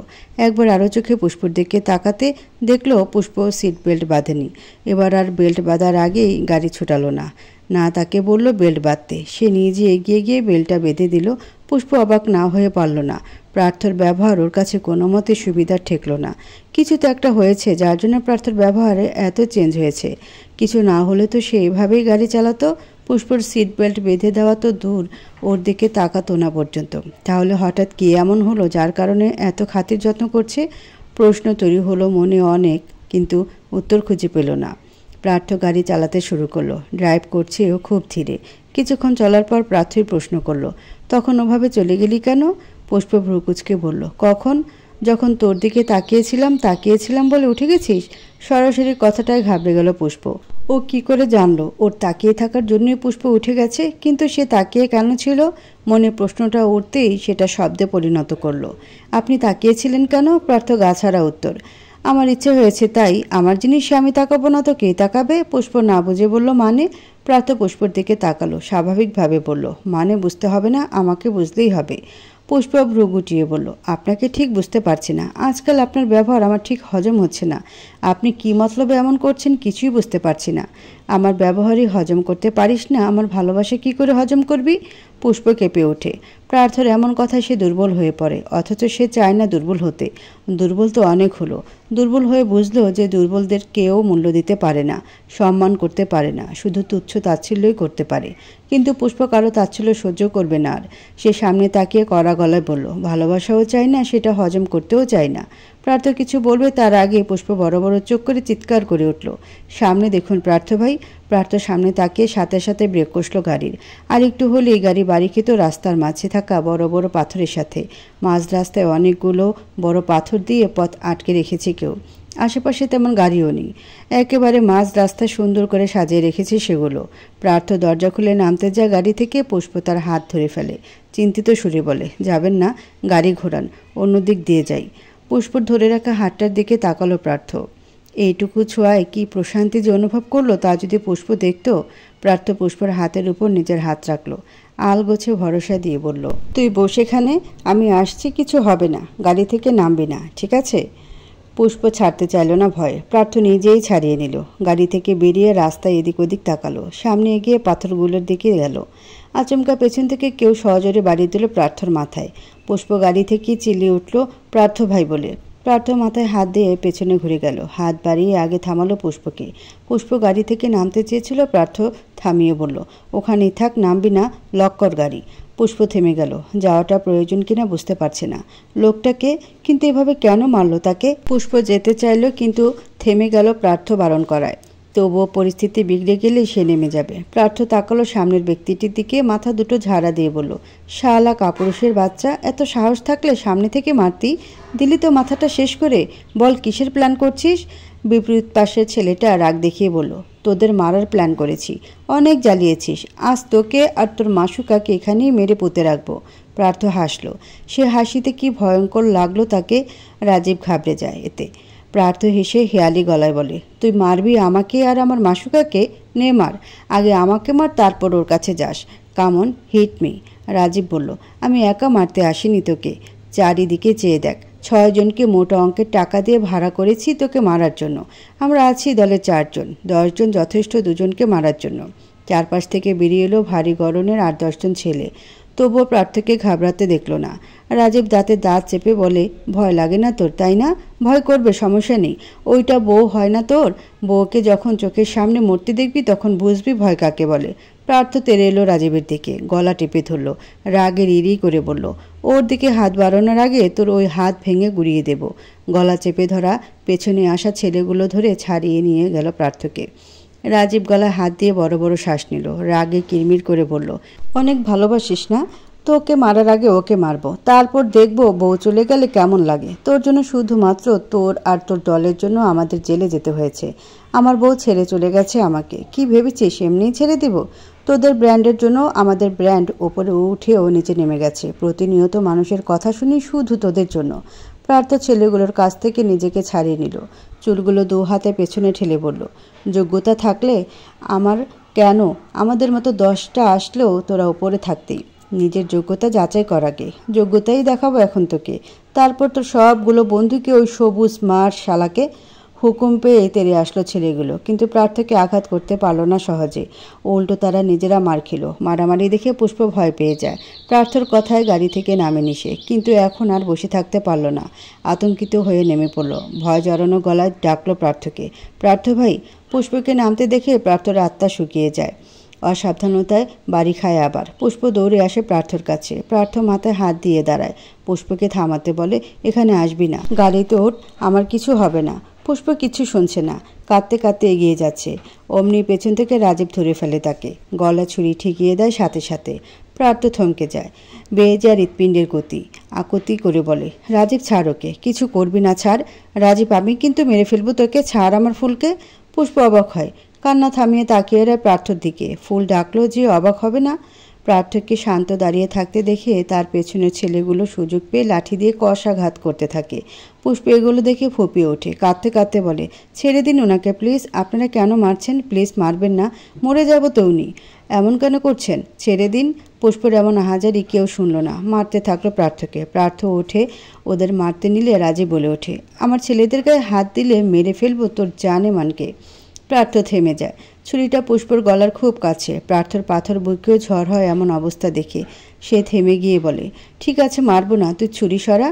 রাজীব ছুরি সরা, ওর গায়ে একটা আঁচড়ও লাগলে সব কটাকে মেরে ফেলবো আমি। ছাড় রাজীব, তোর সমস্যা আমার সাথে তো, তাহলে আমাকে মার, আমাকে মেরে ফেল, কিন্তু ওকে ছাড় রাজীব প্লিজ, তুই যা চাইবি আমি তাই করব, মারিস না রাজীব প্লিজ। রাজীব শুনল না প্রার্থর আহাজারি, ছুরিটা হালকা করে ডাবিয়ে দিল গলায়, কেটে গিয়ে রক্ত বেরিয়ে আসলো। পুষ্প কেঁদে যাচ্ছে, প্রার্থর অন্তর খালি হয়ে যাচ্ছে, ভয় জেঁকে ধরেছে মন মস্তিষ্কে। এখন খুব করে বুঝতে পারছে মেয়েটার কিছু হয়ে গেলে সে বাঁচবে না। হৃদযন্ত্রটা এখনই বেরিয়ে আসতে চাইছে, মস্তিষ্ক ফাঁকা হয়ে যাচ্ছে। তার ফুলকে সে কী করে বাঁচাবে? এখনও তো অনেক কিছু বাকি। তাদের তো ভালোবাসাও হলো না ঠিকমতো, পুষ্প সুখের সংসারও করা হলো না তার প্রার্থ ভাইয়ের সাথে। আতঙ্কিত, ভয় জড়ানো গা, ছমছম এক নিশীথ অন্ধকারাচ্ছন্ন রাস্তার মাঝে চলছে জীবন মরণ খেলা। শত্রুরা মেতে উঠেছে প্রতিশোধের ক্রোধে। মানুষ সৃষ্টির সেরা জীব, আবার মানুষই পৃথিবীর সবচেয়ে জঘন্য জীব। তারা শুধু নিজেদের স্বার্থের জন্য বাঁচে। কোনটা ঠিক কোনটা ভুল তা দেখার দরকার হয় না মানুষের। সে যেটা করবে সেটাই ঠিক ধরে নিতে হবে। রাস্তার মাঝে কেউ পাচ্ছে পৈশাচিক আনন্দ, কারো আবার দুনিয়া দুলে উঠছে। অনুভূতিটা অল্প কয়েকদিনের, কিন্তু তার গভীরতার কোনো পরিমাপ নেই। দূর থেকে কিছু খ্যাকশিয়ালের গঙ্গানির মতো আওয়াজ ভেসে আসছে, এছাড়া আশেপাশে আর কোনো আওয়াজ নেই। না আছে একটা গাড়ি, এটা মেন রোড না হয় এত রাতে কোনো যানবাহন চলছে না এদিক দিয়ে। আর কিছুটা পথ গেলেই প্রার্থ পুষ্প মালিবাগ পৌঁছে যেত, কিন্তু ভাগ্যের পরিহাস তাদের সে পর্যন্ত যেতে দিল না। পুষ্পের গলায় এখনও ছুরি ধরে আছে রাজীব। এক ফোঁটা রক্ত গলা বেয়ে পড়ল। প্রার্থ চোখে মুখে ভয়, এখন সে কিছু করলেই তার ফুল শেষ। প্রার্থ শান্ত চোখে তাকে শান্ত সুরে বলল, রাজীব, কাজটা ঠিক করছিস না, তুই ছাড় ওকে। ওকে মারলে কি হবে বুঝতে পারছিস? জেলে যেতে হবে তোদের দল পুরোপুরি ডাউন হয়ে যাবে রাজীব। এর থেকে ভালো তুই বল তোর কি চাই, আমি তাই দেব, ছেড়ে দে ওকে। রাজীব হাসে, সে হাসিতে পৈশাচিক আনন্দ স্পষ্ট। দেখতে কি বিশ্রী না লাগছে! একটু হেসে তৎক্ষণাৎ আদল বদলে নিল, ক্রোধ সমেত চোখে তাকিয়ে কথার বান ছুড়ল, তোর কি মনে হয় আমি এতই বোকা? কোনো প্রিপারেশন নিয়ে আসিনি, এত বড় লোককে ফাঁসাবো কোনো প্ল্যান ছাড়াই? প্রার্থ তেরে আসতে চায়, পেছন থেকে টেনে ধরে চ্যাংড়া ছেলেগুলো। রাজীব সাবধান করে বলল, একদম না, বেশি চুদুরবুদুর করলে তোর ঘুঘুর গলা কাটতে সময় লাগবে না। প্রার্থ থেমে যায় সহসা, অসহায় নেত্রে তাকায় পুষ্পের দিকে। পুষ্প চোখের ভাষা কেমন লাগলো প্রার্থকে, তার জন্য ছটফটাতে দেখতে কি তার ভালো লাগছে? বোধহয় লাগছে। এর জন্য গলার ব্যথা, মরার ভয় ভুলে প্রার্থর দিকে অপলক চেয়ে আছে। প্রার্থর বক্ষ ছলকে উঠে অমন চাহনিতে। এরকমটা কি কখনো ও ভেবেছিল? সে কি এতটাই দুর্বল যে তার ফুলকে সে বাঁচাতে পারছে না? প্রার্থ শেষবারের মতো রাজীবকে বোঝাতে যায়, কারণ এবার সে পুষ্পকে না ছাড়লে অন্য পদক্ষেপ নিতে হবে। রয়ে শুয়ে বলল রাজীবকে, দেখ রাজীব, ওকে মারলে তোর কি লাভ হবে বল? তোর শত্রুতা আমার সাথে, আমাকে মার, ও মরলে তো আর আমার কিছু হবে না, তাই না? শুধু শুধু তুই খুনি হওয়ার তকমা কেন গায়ে লাগাবি? রাজীব অভিনয় করার মতো করে বলল, আমি কেন খুনি হব? খুনি হবি তো তুই, তোর বউকে মেরে তার খুনের দায় তোর গায়ে লাগাবো। কথা শেষ করে ছুরির পেছন পাশ দিয়ে পুষ্পর মাথা সজোরে আঘাত করে সে। ব্যথায় কোঁকে উঠল সে, মদে আসলো নয়ন। মাথায় পূর্বে থেকে আঘাত পাওয়া ছিল বলে এই আঘাতে প্রচণ্ড ব্যথা পায়। মস্তিষ্কের ভেতরে যেন কিলবিল করে উঠছে ব্যথা, নরম হয়ে আসে শরীর, ভর ছেড়ে দিতে চায়। প্রার্থ রাজীব ছেড়ে দে বলে হুঙ্কার দিতেই তার মাথায়ও আঘাত পড়ল। লোহার রড দিয়ে মাথার পেছনে আঘাত করা নিমিষেই ঝাপসা হয়ে এলো চারপাশ। পেছন ঘুরে গলা চেপে ধরল বাড়ি মারা ছেলেটার, বাকিরা টেনে ধরল তাকে। রাজীব একজনকে বলল, পেট্রোলটা নিয়ে আয়। একজন দৌড়ে গিয়ে রাস্তার পার থেকে একটা বড় 5 লিটারের বোতল নিয়ে আসে, যেটা ভর্তি পেট্রোল। প্রার্থ বিষয়টা বুঝতে পেরে ছটফুটে ওঠে। শরীরে ভর করে অদম্য শক্তি। মাথার আঘাতে কিছুটা দুর্বল হয়ে পড়েছিল সে। এবার ঝটকা দিয়ে ছাড়িয়ে নেয় নিজেকে। যে আটকাতে আসে তাকেই ধরে পেটায়। ততক্ষণে পেট্রোল নিয়ে আসা ছেলেটা একদিক থেকে পুরো গাড়িতে তেল ছিটিয়ে দেয়। সব শেষ হয়ে গেলে পেছনে দরজা খুলে দেয়। রাজীব পুষ্পর মুদে আসা শরীরটাকে ধরে টেনে গাড়ির ভিতরে ঠেলে দেয়। দরজা লাগিয়ে পৈশাচিক হাসে। পকেট থেকে ম্যাচ বের করে জ্বালিয়ে চোখের সামনে ধরল। জঘন্য হেসে ম্যাচটা ছুঁড়ে মারে গাড়ির উপর। টয়োটা ব্র্যান্ডের কালো গাড়িটাতে সাথে সাথে দাও দাও করে জ্বলে ওঠে আগুন। এক নিমিষে ছেয়ে যায় পুরো গাড়ি জুড়ে। তখনই প্রার্থ ঝাঁপিয়ে পড়ে রাজীবের উপর। একটু আগে আসতে পারলে হয়তো আগুন লাগানো থেকে আটকাতে পারত, কিন্তু সাথে আসা ছেলেগুলোকে মারতে মারতে কাণ্ড ঘটে যায়। পুষ্পের কাছে আসতে চেয়েও আসতে পারছিল না। বাধা হয়ে দাঁড়িয়েছিল ছেলেগুলো। ওগুলো মেরে আধমরা করে রাস্তায় ফেলে এসেছে। এক একটা রাস্তায় পড়ে গুত্রাগুত্রি করছে মারের চোটে। রাজীবকে রাস্তায় শুয়ে শরীরের সমস্ত শক্তি দিয়ে মুখের উপর আঘাত করলো। এক আঘাতেই মুখ দিয়ে রক্ত বেরিয়ে এলো। প্রার্থ উঠে গাড়ির কাছে এলো। আগুন যত ছড়াচ্ছে প্রার্থর ভয় তত বাড়ছে। মনে হচ্ছে মনের ভেতরে থাকা যন্ত্রটা এক্ষুনি বুঝিয়ে বেরিয়ে আসবে। গায়ে থেকে কালো কোটটা খুলে ফেললো ত্রস্ত। কোট দিয়ে বাড়ি মেরে মেরে আগুন নেভাতে চাইল। ভয় সংক্রান্ত গলায় আহাজারি করে উঠল। ফুল, তোর কিচ্ছু হবে না, আমি আছি। আমি কিচ্ছু হতে দেব না তোর। ভয় পাস না ফুল। যতই আগুন নেভানোর চেষ্টা করছি আগুন ততই বাড়ছে। রাজীব রাস্তায় শুয়ে শুয়ে দেখছে আর হাসছে। রক্তমাখা ঠোঁটে তার ক্রূর হাসি। এতদিন ধরে পুষে আসা হিংসিতে এবার শান্তির বান ছুটছে। রাজীবকে খুক খুক করে হাসতে দেখে বুট পরা পা দিয়ে দিল আরেকটা লাথি। মাথাটা তার রাস্তার সাথে লেগে রক্ত বেরিয়ে এলো। যে ছেলেটা গাড়িতে কেরোসিন ঢেলেছিল সে এসে ছুরি দিয়ে আঘাত করলো প্রার্থকে। প্রার্থ সরে যাওয়া আঘাতটা লাগলো তার বাহুতে। কেটে গিয়ে রক্ত বেরিয়ে এলো সাথে। তাকেও লাথি দিয়ে ফেলে দিল নিচে। আবারও গাড়ির আগুন নেভাতে তৎপর হয়ে পড়ল সে। হাত ঝলসে যাচ্ছে তাপে। পুড়ে যাচ্ছে প্রতিটা পশমের গোড়া। তবুও সে থামছে না। আগুনকে থামানোর চেষ্টা করছে, কিন্তু আগুনও নিচ্ছে না তার প্রচেষ্টায়। রাজীব আস্তে ধীরে উঠে দাঁড়ালো। বলল আনন্দ নিয়ে, এবার আসবে পুলিশ। তারা এসে দেখবে the great rockstar Evan Partho Chowdhury মাঝ রাস্তায় তার বউকে গাড়ির মধ্যে রেখে জ্বালিয়ে দিয়েছে। তার সাক্ষী হবে কে জানিস? ওই যে ওই ছেলেটা। ওকে ভাড়াই করেছি সাক্ষী হওয়ার জন্য। রাস্তায় পড়ে থাকা ছেলেদের মধ্যে থাকা একটা ছেলেকে দেখালো হাতের ইশারায়। পরপর আবার বলল, কেস হবে। পার্থ চৌধুরীর অমতে বিয়ে হয়। ক্ষোভে তার বউকে সে মাঝ রাস্তায় আগুনে পুড়িয়ে মেরেছে। রাস্তার একজন পথচারী সেটা দেখিয়ে তাকে ফেরাতে গেলে তাকেও সে আঘাত করে। দুজনের ধস্তাধস্তি হয় অনেকক্ষণ। তবুও সে পথচারী ফেরাতে পারেনি পার্থকে। শেষমেশ মেরেই ফেলেছে নিজের সদ্য বিবাহিত বউকে বলে আবারও খুব খুব করে হেসে দিল সে। পার্থর কোনো ধ্যান নেই তাতে। সে আগুন থেকে পুষ্পকে বাঁচানোতে ব্যস্ত। রাজীব নিজে টলতে টলতে আধমরা ছেলেগুলোকে টেনে তুলল। আরেকটা ছেলেও সাহায্য করলো যে মার কম খেয়েছে। একজনকে ফেলে রেখে গেল তারা। সে হবে পার্থর নামের খুনের সাক্ষী। মূলত তার জন্যই তাকে ভাড়া করা হয়েছে। সে জখম হয়ে সেখানে পড়ে আছে। পুলিশরা দেখলে নিশ্চিত তাকে বিশ্বাস করবে যেভাবে আধমরা হয়ে পড়ে আছে।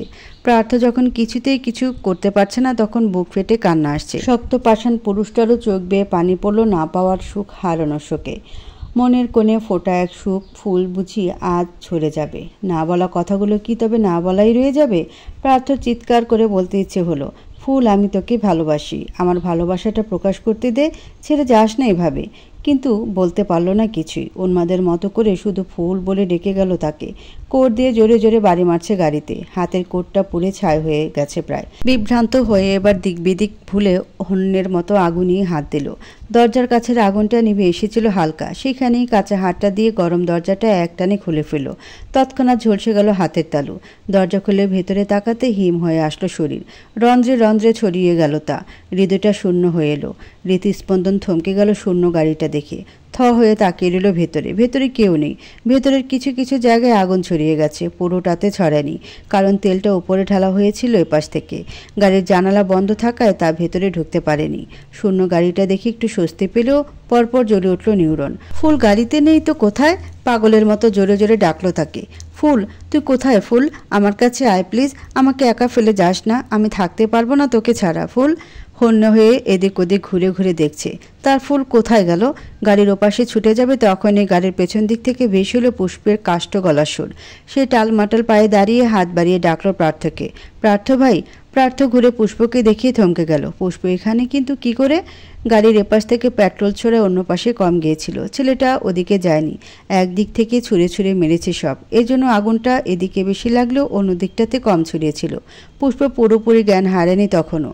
শীর্ণ দেহটা টেনে ওপাশের দরজাটা খুলে কোনো মতে আগুন ছাপিয়ে আস্তে ধীরে নেমে পড়ে গাড়ি থেকে। দুর্বল সংকীর্ণ দেহটা টেনে গাড়ির পেছনে এসে ডাকে প্রার্থকে। প্রার্থ স্তম্ভিত ফিরে পেয়ে ছুটে গেল তার কাছে, ঝাঁপ দিয়ে জড়িয়ে ধরল তাকে। দু হাতে কোমর জড়িয়ে ধরে এক হাত ওপরে উঁচু করে উঠালো, মুখ গুজে দিল পুষ্পের গলদেশে। এত কঠোর ব্যক্তিত্বের ছেলেটা আপন মানুষ ফিরে পেয়ে কেঁদে উঠল ফুপিয়ে। নিজের সাথে আষ্টে পৃষ্ঠে জড়িয়ে ধরল পুষ্পকে, নিজের ভিতর ঢুকিয়ে দেওয়ার প্রয়াস চলছে যেন। হারাতে হারাতে পেয়ে যাওয়া মানুষটাকে আর হারাতে চায় না। এখন ছেড়ে দিলে যদি আবার হারিয়ে যায়, এই যে একটু আগে যে ভয়টা তার মনে গেঁথেছিল, সেটা কি সে আজীবন মনে রাখবে? অবশ্যই রাখবে, কারণ এর থেকে বড় ভয় আর কিছুতে কখনো পেয়েছে কিনা তার জানা নেই। তাকে হারাতে গিয়ে আজ বুঝলো এই মেয়েকে ছাড়া একটা দিনও চলবে না তার। এই কদিনে এত গভীর অনুভূতি কারো মনে জন্মায়? প্রার্থ এবার বুঝতে পারছে পুষ্পকে তুচ্ছ তাচ্ছিল্য করে সে কতটা ভুল করেছে। ও যে প্রার্থর মনের অসুখ, নিরাময়ী সুখ। এই সুখ সে হারালে অসুখে পড়ে ধুকে ধুকে মরে যাবে। এই যে ঝাঁপড়ে ধরেছে নিজের সাথে, আর কখনো অবহেলা করবে না, আর কখনো দূরে যেতে দিবে না তাকে। পুষ্পকে পেয়ে একইভাবে জড়িয়ে থেকে একটু শান্ত করে নিল অশান্ত বুকটা। পরপর মুখটা তুলে পুষ্পর মুখাবে এলোপাথারি চুমু এঁকে দিল। ছোট ছোট চুমুতে ভরিয়ে দিল তাকে, যেন ছোট বাচ্চা তার প্রিয় খেলনাটা ফিরে পেয়েছে। পুষ্প ততক্ষণে নেতিয়ে পড়েছে, সমস্ত ভর ছেড়ে দিয়েছে প্রার্থর উপর। প্রার্থ কিছুতেই শান্ত হতে পারছে না, না পেয়ে পাওয়ার মতো উন্মাদ হচ্ছে। আবারও মুখ গুজে দিল পুষ্পর গলায়, কেঁদে হাঁটু গেড়ে বসে পড়ল পুষ্পকে নিয়ে। এতক্ষণ সে চোখ পিটপিট করে তাকিয়েছিল, এখন চোখও বুঝে ফেলেছে। প্রার্থর ভয় আবারও জেঁকে ধরল তাকে। পুষ্পর মুখ চাপড়ে ভাঙা গলায় বলে উঠল, ফুল শোন, আর কখনো তোর সাথে খারাপ ব্যবহার করব না, তোকে কখনো আঘাত দেব না। শোন না, তুই তো আমার ভালোবাসা চেয়েছিলি, তাই না? দেখ, আমি তোকে ভালোবাসি, অনেক ভালোবাসি। যতটা ভালোবাসলে একজন হৃদয়হীন ব্যক্তিরও তোকে না পাওয়ার আকুলতা শ্বাস আটকে যায়, দম বন্ধ হয়ে আসে না পাওয়ার যন্ত্রণায়। আমি তোকে তার থেকেও বেশি ভালোবাসি। ওঠ না ফুল, দেখ আমাকে, দেখ তোর প্রার্থভাই তোকে ভালোবাসি বলছে, দেখ। পুষ্প দেখল না, চোখ মেলে চাইল না। প্রার্থর গলা শুকিয়ে যায়, বুকের মাঝে আবার ঝাঁপড়ে ধরে পুষ্পের মুখ, আবার এলোপাথারি চুমো খায় মুখে। এবার আর সময় নষ্ট না করে পুষ্পকে কোলে তুলে উঠে দাঁড়ায়। আশেপাশে দেখে কাউকে পাওয়া যায় কিনা, কিন্তু কোথাও কেউ নেই। আগুনের শিখা চারপাশ পরিষ্কার। প্রার্থ পুষ্পকে কোলের মাঝে তুলে হাঁটা ধরল দুর্বল পায়ে। কিছুটা পথ দুর্বল চিত্তে হাঁটার পর সামনে থেকে একটা গাড়ি আসতে দেখলো। সে ইচ্ছে করে রাস্তার মাঝখান দিয়ে হাঁটলো যাতে গাড়িটা থেমে যায় তাদের দেখে। হলো তাই। গাড়িটা প্রার্থর একটু সামনেই থামলো। সেখান থেকে বেরিয়ে এলো তিনজন ছেলে তিনজনই তার বহু পরিচিত। ওদের দেখে কিছুটা অবাক হলো প্রার্থ। অর্ণব, হৃদয়, রকি দৌড়ে প্রার্থর কাছে এলো। প্রার্থর বিধ্বস্ত অবস্থা এবং পুষ্পকে কোলের মাঝে অজ্ঞান দেখে তিনজন একসাথে বলে উঠল, কি হয়েছে প্রার্থ? পুষ্পর কি হয়েছে? প্রার্থ অবাককে রেশ কাটিয়ে শান্ত হলো, স্বস্তি পেল বন্ধুদের দেখে। কোনো কথা না বাড়িয়ে রকিকে হুকুম দিল, গাড়ি খোল রকি।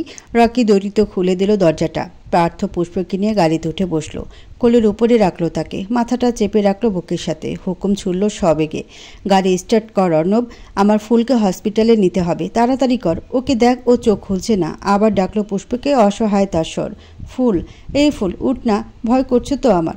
অর্ণবরা গাড়িতে উঠে বসে তুরন্ত গতিতে গাড়ি ছোটালো। হৃদয় সামনে থেকে চিন্তিত গলায় প্রশ্ন করলো, তোদের এই অবস্থা কে করলো প্রার্থ? পুষ্প অজ্ঞান কেন? ও আমাদের মেসেজ করে শুধু বলল তোরা বিপদে আছিস, কেউ তোকে মারছে। প্রার্থ পুষ্প থেকে চোখ তুলে হৃদয়ের দিকে তাকালো। চোখ লাল হয়ে আছে, নাক লাল হয়ে আছে, চোখ স্পষ্ট জলের আভাস। সে যে অশ্রু বিসর্জন দিয়েছে তা ঢের বোঝা যাচ্ছে। চোখ মুখের বিধ্বস্ত অবস্থা দেখে কেউ আর চুপ থাকতে পারছে না। প্রার্থ খানিক অবাক হয়ে বলল, ও তোদের মেসেজ দিয়েছিল? অর্ণব ড্রাইভ করতে করতে বলল, হ্যাঁ, প্রথমে কল দিয়েছিল, আমি খেয়াল করিনি। এরপর মেসেজ দিয়ে রেখেছিল ছোট করে, তারপরও খেয়াল করিনি। রকিদের বাড়ির সামনে এসে থেমে ফোন হাতে নিয়ে দেখি পুষ্পর মেসেজ। ও বলছে, ভাইয়া আপনারা কোথায় আছেন? অনেকগুলো ছেলে মাঝ রাস্তায় আমাদের আটকে রেখেছে, প্রার্থ ভাইকে মারছে, প্লিজ মালিবাগের রোডে আসুন আপনারা, আমার ভয় হচ্ছে। ব্যাস এতটুকুই মেসেজ ছিল। মেসেজের কথাটা বললে রকি আবার বলল, মেসেজটা পেয়ে আর নামিনি, গাড়ি ছুটিয়ে এই রোডে এসেছি। কিন্তু কারা এসেছিল? তোদের মারলো কেন? পুষ্পভাবির কোথায় আঘাত লেগেছে? প্রার্থ পুষ্পর গালে মুখ ডোবালো, নরম ত্বকের মাঝে ডুবে গেল যেন। পুষ্পর মুখে মুখ রেখেই বলল, পরে বলবো, আগে আমার ফুলকে বাঁচা রকি। ওকে ছাড়া আমি শূন্য। আমার ফুল একবার আমার কাছে ফিরে আসুক, ওই কুকুরের বাচ্চাদের একটাকেও ছাড়বো না আমি। প্রার্থ মুখ তুলল। প্রথমে শান্ত থাকলো, আচমকাই চোখ মুখে ফুটে উঠল ক্রোধ। ফুলকির ন্যায় জ্বলে উঠল কালো মনির চোখ দুটো। চোখটা আবার ফেরালো পুষ্পের বিবর্ণ মুখটাতে। দপ করে নিভে গেল জ্বলে ওঠা শিখা। সেখানে আবার হানা দিল অসহায়ত্ব। পুষ্পর বিবশ মুখে হাত বুলিয়ে দিল সযত্নে। চেয়ে রইল অপলক দৃষ্টিতে। সামনের ভিউ মিরর দিয়ে সব দেখে গেল অর্ণব। অর্ণবের বুঝতে বাকি নেই প্রার্থর মনের ভাব। এক মনে সে ভীষণ খুশি হলো। অন্যদিকে কোথাও একটু খারাপ লাগা কাজ করলো। একটু না, হয়তো একটুর বেশি খারাপ লাগলো কোথাও। তবে সে এগুলো পাত্তা দিল না। ও যা চেয়েছে তাই তো হয়েছে। খারাপ লাগা দূরে সরিয়ে ভালো লাগাকে প্রশ্রয় দিল। গাড়ি চালালো আরও দ্রুত, যেন দ্রুত হসপিটালে পৌঁছাতে পারে। নতুন সূর্যোদয়। পূব আকাশের এক ফালি সূর্যরশ্মি জানালা গলিয়ে প্রবেশ করেছে হসপিটালের কেবিনে। তাতে খুব একটা তেজ নেই। সবে সকাল হলো। সূর্য তার প্রখরতা ছড়ানি পুরোপুরি। কেবিনে দুজন মানবীর তপ্ত শ্বাসের আওয়াজ ছাড়া আর কোনো আওয়াজ পাওয়া যাচ্ছে না। ছোট কেবিনের নরম বেডের উপর অবিচেতন অবস্থায় শুয়ে আছে পুষ্প। সাফেদ কোমল মুখটা ফ্যাকাশে হয়ে আছে, তবে নাকের ডগাটা এখনও লাল হয়ে আছে। কপালটা শুভ্র রঙের ব্যান্ডেজ দিয়ে ঢাকা। হাতের কিছু কিছু জায়গায় পোড়া দাগ, সেখানে মলম লাগিয়ে দেওয়া হয়েছে, ব্যান্ডেজের প্রয়োজন পড়েনি। প্রার্থ নিজের ব্যান্ডেজ করা হাত দুটো দিয়ে পুষ্পর কোমল হাতটা আলতো করে চেপে ধরে আছে। বেডের সাথে ঘেঁষে একটা টুলের ওপর বসে আছে সে। ঝুঁকে আছে পুষ্পের মুখের উপর। সূর্য তখনও ওঠেনি, সেই তখন থেকেই সে একইভাবে বসে আছে, কোনো নড়চড় নেই। কেমন কেমন চোখে দেখছে তার ফুলকে। যে চোখে ঘৃণা প্রতিহিংসা ছাড়া কিছুই ছিল না, সে চোখে আজ কত মায়া, কতটা ভালোবাসা। পুষ্প তবে ঠিকই বলেছিল, ঘৃণা থেকে প্রেম জন্মায়, অবহেলা থেকেও ভালোবাসা জন্মায়। সে কখন থেকে এক দৃষ্টিতে তাকিয়ে তার কি চোখের ক্লান্তিও নেই। ভালোবাসলে মানুষ কি ক্লান্ত হয় না? ক্লান্ত হবে কি করে? তার ভালোবাসার মানুষের মুখে যে এত মায়া, সেটা কি সে আগে জানতো? এত মায়াভরা চোখ মুখে তাকিয়ে থাকতে কি কারো ক্লান্তি লাগে? আগে যে কেন এত মায়াময়ী লাগতো না, এখন আফসোস হচ্ছে প্রার্থর। আগে থেকে এমন লাগলে কি একটু বেশি উপভোগ করতে পারতো না? প্রার্থর হাতের তালুটা ঝলসে গেছে। ডাক্তাররা চেক আপ করে সেখানে ব্যান্ডেজ করে দিয়েছে। হাতের বাহুতে ছুরিকাঘাতের জন্য অনেকটা কেটে গেছে, সেটাও সাদা ব্যান্ডেজ চড়ানো। মাথায় আঘাত লাগায় সেখানেও সফেদ কাপড় দিয়ে মোড়ানো হয়েছে। নিজের শরীরের আঘাত তার কাছে আঘাত মনে হচ্ছে না। পুষ্প শরীরের আঘাত তার ভিতরে বারবার আঘাত হানছে। নিজের পোড়া হাতের মাঝে পুষ্পের ফোসকা পড়া নরম হাতটার দিকে তাকালো এবার। পরম যত্নে নিকোটিনের অনলে পোড়া ঠোঁট দুটো ছুঁয়ে দিল সেথায়। আবিষে বুঝে নিল চোখ দুটো। হুট করেই এক ফোঁটা জল টপ করে পড়ল বিছানায়। ছেলেটার মনে হয় আজ চোখের বাঁধ ভেঙেছে। ছোট ছোট বিষয়ও কেমন করে পড়ছে। ছেলেদের কি এরূপে মানায়? সে চোখ খুলে আবার পুষ্পের মুখে তাকালো। হাতটা মুঠোয় পুরে ঠেকিয়ে রাখলো তার গালের সাথে। মায়া মায়া চোখে তাকিয়ে কণ্ঠ খাদে নামিয়ে বলল, ফুল, কেন পড়াচ্ছিস? চোখটা খোল না, আমাকে একটু দেখ। তোর ডাগর নয়ন দুটো আমাকে দেখছে না কেন? তোর চোখে আমি আমাকে দেখতে চাই ফুল। আর পোড়াস না আমাকে। তোর বিরহে শক্ত নিরেট পুরুষটার বুকে ঝড় বইছে। বুঝতে পারছিস না কেন? প্রার্থর আকুতি শুনল না সে। বুঝতে পারল না তার শখের পুরুষের মনে তার জন্য কতটা জায়গা তৈরি হয়েছে, তার কষ্ট সার্থক হয়েছে। বোকা ফুল কিছুই জানতে পারল না। এমন সময় দরজা ঠেলে ভিতরে প্রবেশ করলো কেউ। দরজার শব্দ পেয়ে প্রার্থ নড়ল না, তাকিয়ে রইল একথানে। সে জানে কক্ষে এখন কারা প্রবেশ করেছে। অর্ণব, হৃদয়, রকি, তিনজন শান্তবাই ভিতরে প্রবেশ করলো। অর্ণবের চোখ গিয়ে আটকালো দুজনের হাতের মাঝে। কি সুন্দর করে পুষ্পর হাতটা ধরে আছে প্রার্থ। মনীষকে একটু হাসলো সে। এগিয়ে এসে স্বাভাবিক ভঙ্গিতে ডাকলো প্রার্থকে। প্রার্থ। প্রার্থ আলগোছে পুষ্পের হাতটা নামালো বেডে, শটান করলো পিঠ। এতক্ষণ ধরে নরম থাকা মানুষটা আগের ন্যায় গুরু গম্ভীর হয়ে উঠল। স্ফুলিঙ্গের ন্যায় বাক্য ছুড়ল, পেয়েছিস? হৃদয় বলল, হ্যাঁ, মগবাজারে ওদের একটা আড্ডাখানা আছে, সেখানেই আছে। আবারও ভেসে এলো পুরুষালী নিরেট কণ্ঠস্বর। সঠিক খবর নিয়েছিস তো? রকি এগিয়ে এলো। ঠিক মানে একেবারে কারেক্ট খবর। শরীফুলকে দিয়ে ট্র্যাক করেছি। বেটা বলল ওরা ভোর 4টা থেকে ওখানেই আছে। এখন ওর কথা রাখ, বাড়িতে পুলিশ আসছে। কি বলবি?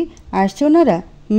আমরা আসার সময় ওদের রিসেপশনে দেখে আসছি। ঠিক আছে, টেনশন নিস না। ওরা কোথায় আছে পুলিশকে জানানোর প্রয়োজন নেই, পুলিশকে আমি দেখছি। অর্ণব আটকালো প্রার্থকে, সন্ধিহান গলায় বলল, প্রয়োজন নেই মানে? কি বলছিস তুই? ওর অপরাধী, ওদের পুলিশ ধরবে না? প্রার্থ শান্তস্বর, আগে আমি ধরবো, এরপর পুলিশ। প্রার্থ বসা থেকে উঠে দাঁড়ালো, পুষ্পের উপর ঝুঁকে পড়লো খানিক, পুরো ঠোঁট বাড়িয়ে ছুঁয়ে দিল সাদা ব্যান্ডেজে ঢাকা কপালটা। লম্বা একটা চুম্বনীকে উঠে এলো, বন্ধুদের সামনে চুমু দিয়ে বসলো। অথচ তাদের মাঝে কোনো পরিবর্তন দেখা গেল না, একটুও না। কারণ কাল সারা রাত তারা দেখেছে প্রার্থর উন্মাদনা। ডাক্তার কেবিনে ঢুকতে দেয়নি বলে সারা রাত হাঁসফাঁস করে কাটিয়েছে। নিজে নিজে এটা ওটা বলে বিলাপ করেছে, কখনো কখনো অস্থির হয়ে উঠেছে। নিজের আঘাত লাগা সত্ত্বেও চিকিৎসা নিতে চায়নি, বন্ধুরা পাশে ছিল বলে সামলে নিতে পেরেছে। ডাক্তার কেবিনে ঢোকার অনুমতি দেয়নি, অথচ ভোর সকালেই সে বিনা অনুমতিতে কেবিনে ঢুকেছে। এ নিয়ে সকালে ডাক্তার একবার বারণ করে গেছে তাকে, কিন্তু সে শোনেনি। অর্ণবদের খবর নিতে বলেছে রাজীবদের। তাদের এক বন্ধু গোয়েন্দা বিভাগে কাজ করে, তাকে নিয়ে নাম্বার ট্র্যাক করিয়ে খবর নেওয়া হয়েছে রাজীবের। এখন বোধহয় পুলিশ এসেছে জিজ্ঞাসাবাদের জন্য। প্রার্থ না পুলিশকে ইনফর্ম করেছে, না বাড়িতে কাউকে জানিয়েছে। এখন সে তার চাল চালবে। পুষ্পর মাথায় একটু হাত বুলিয়ে হাঁটা ধরল, আদেশ করে বলল, রকি বাড়িতে ফোন করে জানা সব। যেভাবে জানাতে বলেছি সেভাবেই বলবি। অর্ণবা হৃদয় আমার সাথে চল, পুলিশের ঝামেলা খতম করে রাজীবকেও দেখতে হবে। আর রকি কেউ না আসা পর্যন্ত এখান থেকে কোথাও যাবি না। রকি সম্মতি দেয়, মাথা নাড়ায় উপর নিচ। প্রার্থর ভরসা আছে রকির উপর, এই জন্যই একা রেখে যাচ্ছে, নয়তো এখান থেকে নড়তও না। সে হুকুম করে দুজনকে নিয়ে বেরিয়ে গেল। বাইরে বের হতেই করিডোরে পুলিশের 4 জন সদস্যদের সাথে দেখা হলো তাদের। এসপি সাহেব প্রার্থকে দেখিয়ে বললেন, ইউভান পার্থ চৌধুরী? প্রার্থর নিখুঁত কণ্ঠ, ইয়েস, আপনার নামে অভিযোগ এসেছে আপনি আপনার স্ত্রী প্রাপ্তি হোসানা পুষ্পকে মার্ডার করতে চেয়েছিলেন। প্রার্থ হাসলো কথাটায়, ঠোঁটের কোণে হাসি বজায় রেখে বলল, তাকে মারার আগে আমার মৃত্যু হোক। নিজের ভালোবাসার মানুষকে কে মারতে চায় বলুন? দেখুন, আমাদের কাছে কমপ্লেন এসেছে আপনার নামে। আপনি আপনার স্ত্রীকে গাড়ির ভেতর রেখে আগুনে পোড়াতে চেয়েছিলেন। আপনি যাকে মেরে আধমরা করে রেখেছেন তার স্পষ্ট স্বীকারোক্তি আপনি আপনার স্ত্রীকে খুন করার চেষ্টা করেছিলেন, এবং সে দেখে ফেলায় তার গায়েও হাত তুলেন। আগুনে পোড়া গাড়ি এবং ভিকটিম দুটোই আমাদের জিম্মায়। এটুকু দিয়ে কিছুই প্রমাণ হয় না অফিসার। তাকে মারতে চাইলে হসপিটালে আনতাম না অবশ্যই। দেখুন, আমি এখন কিছুই বলবো না এই বিষয়ে, কারণ আমার কথা আপনাদের বিশ্বাস হবেও না। আমার স্ত্রীর জ্ঞান ফিরুক, এরপর তাকে জিজ্ঞেস করে নিন কি হয়েছিল। পুলিশের সাথে অনেকক্ষণ কথা বলে মিটমাট করলো সব, কারণ এইটুকু প্রমাণের ভিত্তিতে কাউকে অ্যারেস্ট করা যাবে না। যেহেতু পুষ্পের কিছু হয়নি, সে হসপিটালে জীবিত অবস্থায় আছে, এখানে ভিকটিমের স্বীকারোক্তিরও প্রয়োজন। পুলিশের সাথে ডাক্তারের কথা হয়েছে আগেই, তারা কথা বলে এসেছে। এখন একজনকে এখানে দায়িত্বে রেখে তারা যাবে আবার জায়গাটা পর্যবেক্ষণ করতে।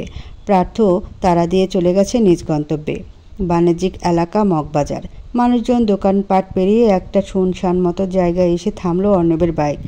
তাড়াতাড়ির জন্য বাইকেই চলে এসেছে তারা, পুরান রংচটা একটা একতলা বাড়ির সামনে। প্রার্থ বাইক থেকে নেমে জিজ্ঞেস করলো, এটাই তো?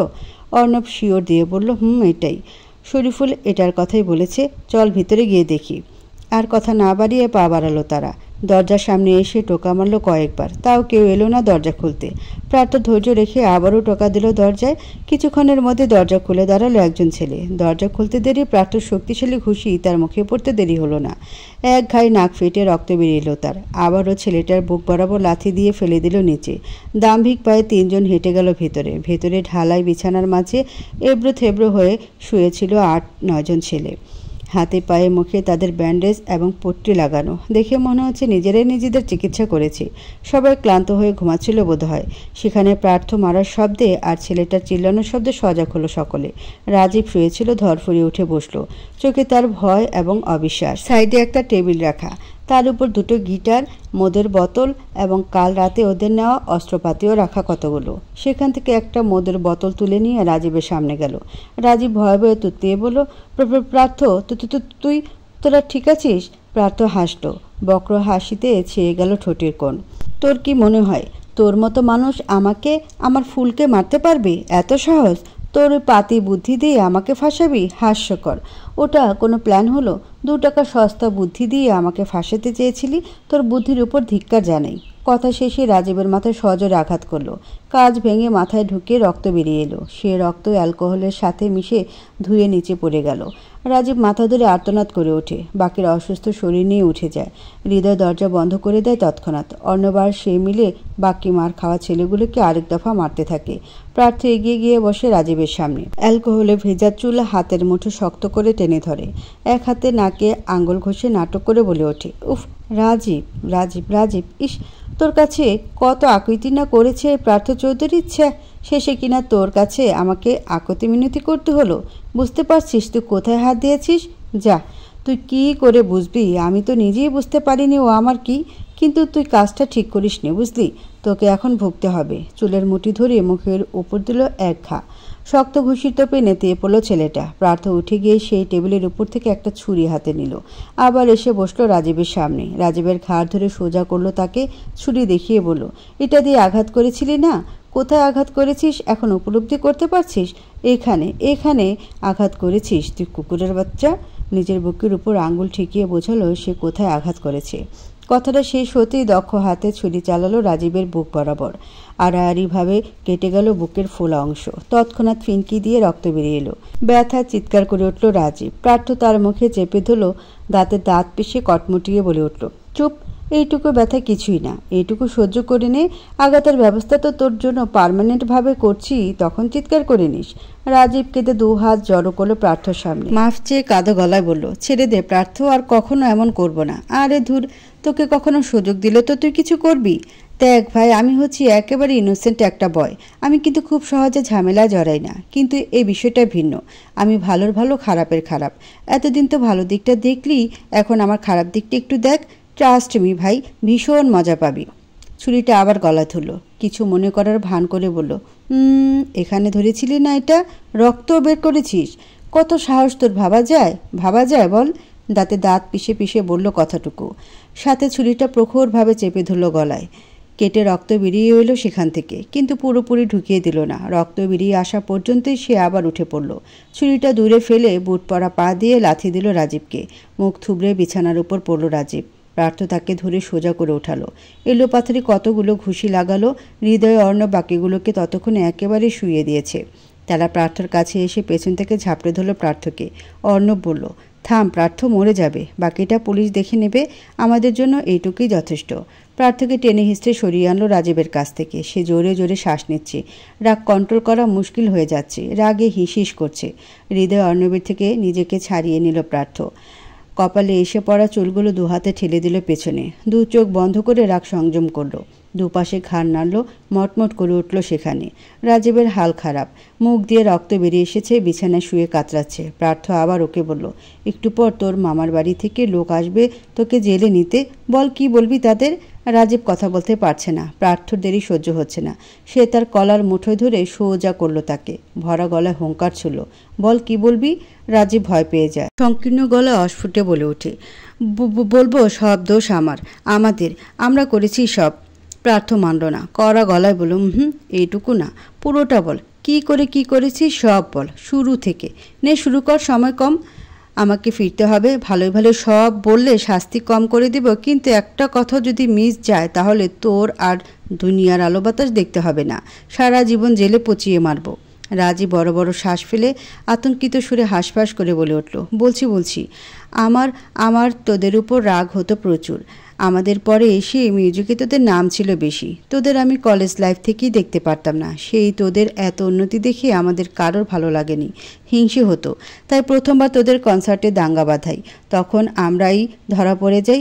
এরপর তোকে মারার নেশা উঠে আমার, কারণ তোকে মারলে তোদের দল এমনিই কমজোর হয়ে পড়বে, কিন্তু তোকে মারলে আমাদের ধরা পড়ে যাওয়ার সম্ভাবনা ছিল।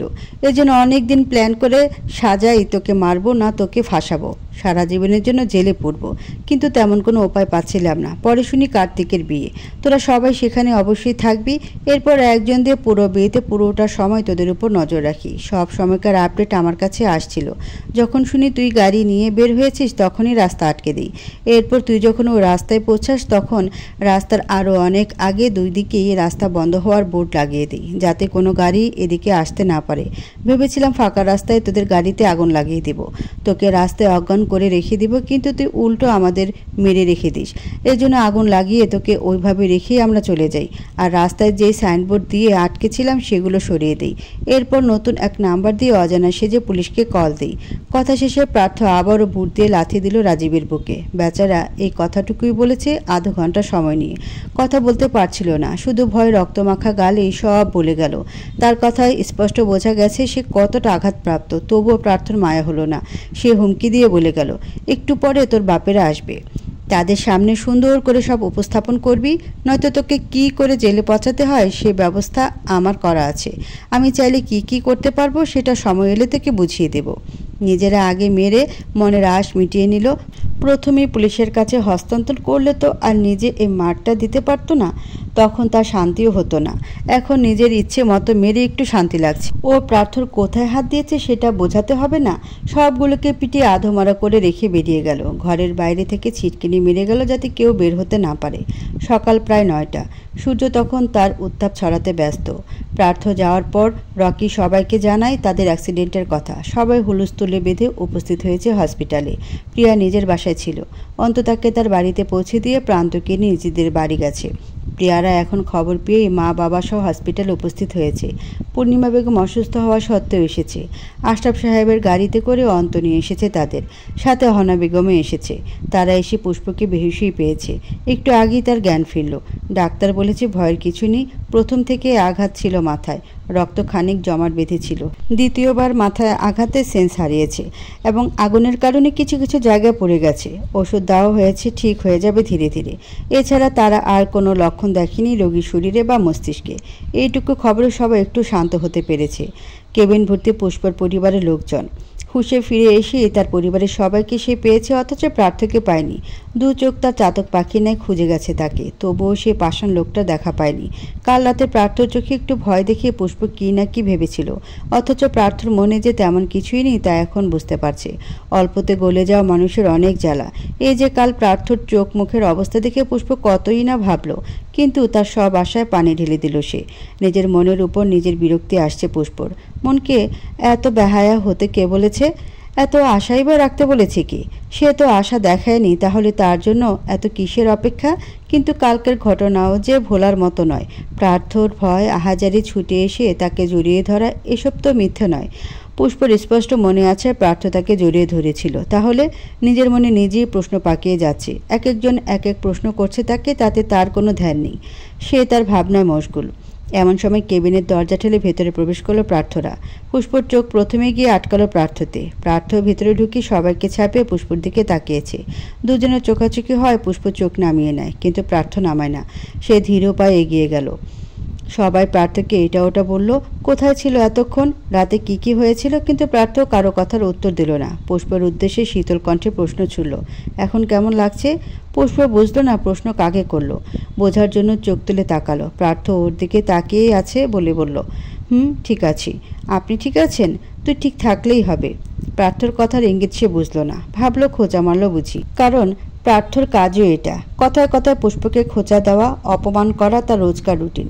পুষ্প রাগে দুঃখে মায়ের উদ্দেশ্যে বলল, আম্মু বাড়ি যাব আমি, বাড়িতে নিয়ে চলো। প্রার্থ ফট করে বলে বসলো, কোন বাড়ি? আমাদের বাড়ি? আমাদের বাড়ি কোনটা? বাবার বাড়ি না শ্বশুর বাড়ি? পুষ্প ব্রুকুচকে বলল, বাবার বাড়ি। প্রার্থর মেজাজ চটল। পরপরে আবার শান্ত হয়ে এলো। শান্ত কণ্ঠে বলল, বাড়িতে যাবি, কিন্তু আমার সাথে আমাদের বাড়িতে। শ্বশুর বাড়ি থাকতে কেউ বাবার বাড়ি এতদিন পরে থাকে না। প্রার্থর কণ্ঠ শান্ত হলেও তার বলা প্রতিটি বাক্য ছিল কঠোর। পুষ্প গো ধরে বসে রইল। সে প্রার্থর সাথে প্রার্থর বাড়িতে যাবে না। যেখান থেকে চলে এসেছে সেখানে আবার কেন যাবে?